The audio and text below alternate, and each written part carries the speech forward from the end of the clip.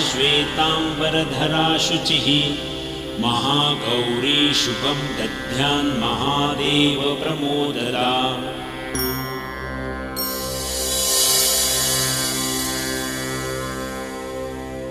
या देवी सर्वभूतेषु महागौरी रूपेण संस्थिता नमस्तस्यै नमस्तस्यै नमस्तस्यै नमो नमः।